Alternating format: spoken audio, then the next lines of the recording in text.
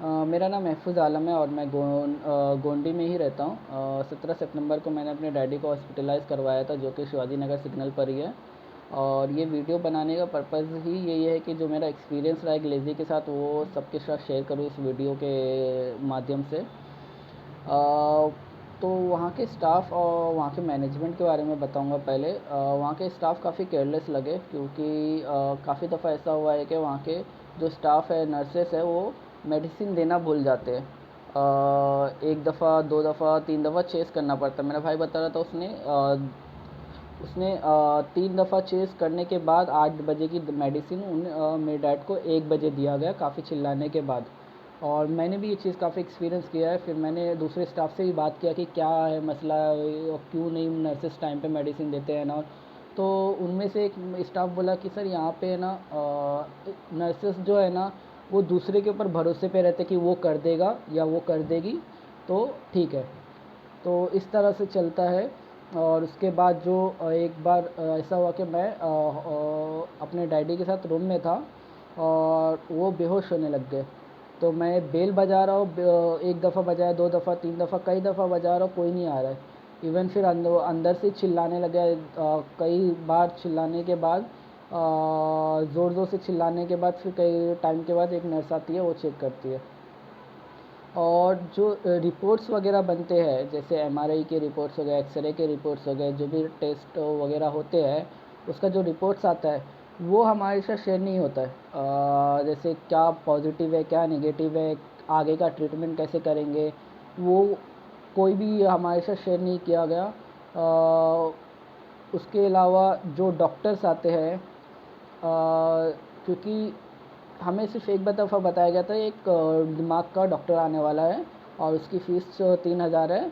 लेकिन वो डॉक्टर कब आया, कब गया, हमें कुछ नहीं पता। और जब फाइनल बिल बना, तो फाइनल बिल में हमने 2 डॉक्टर के नाम देखे, और दोनों डॉक्टर के 2-2 विज़िट थे, यानी टोटल 4 स्पेशलिस्ट विज़िट थे।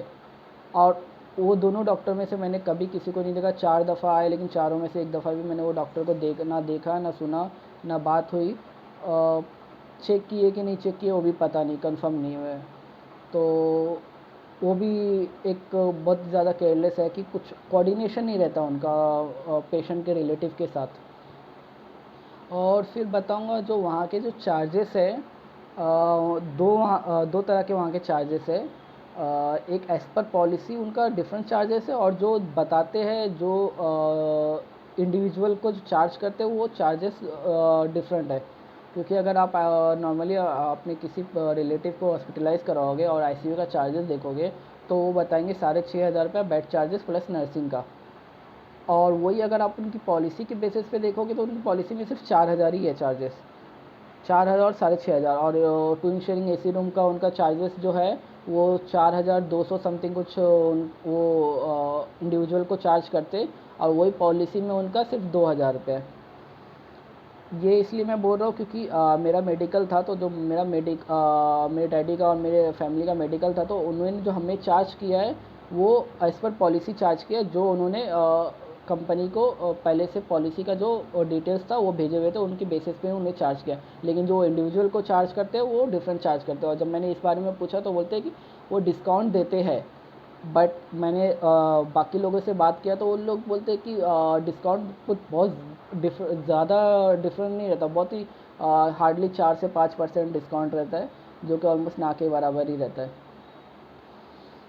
और एक और चीज़ बताऊंगा, on the date of discharge मैं कुछ एक्स्ट्रा मेडिसिन थी जो अनयूज था, पैक था, तो वो मैंने मेडिकल को रिटर्न कर दिया और मैंने बोल दिया कि ये मेडिसिन है जो एक्स्ट्रा अनयूज है, और ये मेरा फाइनल बिल में डिडक्ट कर दो ना। ये बात मैंने जो फाइनल बिल बना रहा था उसको भी बताया। और प्लस वहाँ पे एक मैडम है, शमीना आज़ाद करके, उनसे भी मेरी बात हुई। तो शी सेड कि हाँ, they will give back the amount on the date of settlement. बोला ठीक है चलो। बट सेटलमेंट जब हमारा अप्रूव हो गया, ये इंश्योरेंस कंपनी ने पेमेंट कर दी उन्हें, उसके बाद भी वो ना ही वो पेमेंट, वो जो रिटर्न का जो अमाउंट था 630 रुपीज़, वो ना ही उन्होंने डिडक्ट किया फाइनल बिल में से, और ना ही मुझे दिए। और मेरे पूछने पे उन लोग ने बोल दिया नहीं, हम लोग रिटर्न नहीं, ये ऐसा मेडिकल में होता नहीं है, हम उसका पैसा नहीं देते। मेरे बहुत बहस हुई, बट मैं बोला 630 रुपीज़ है, क्या ज़्यादा आर्ग्यूमेंट करूँ, बोला ठीक है चलो। तो मैंने वहाँ पे जाने, बेसिकली पर्पज़ यही है कि आप जब ग्लेज़ियर हॉस्पिटल में जाओ तो देख लो, क्योंकि आप प्राइवेट हॉस्पिटल में जा रहे हो और इतना पेमेंट करने के बाद भी अगर आपको सर्विस ठीक नहीं मिलती है तो फिर क्या मतलब इतना पेमेंट करके।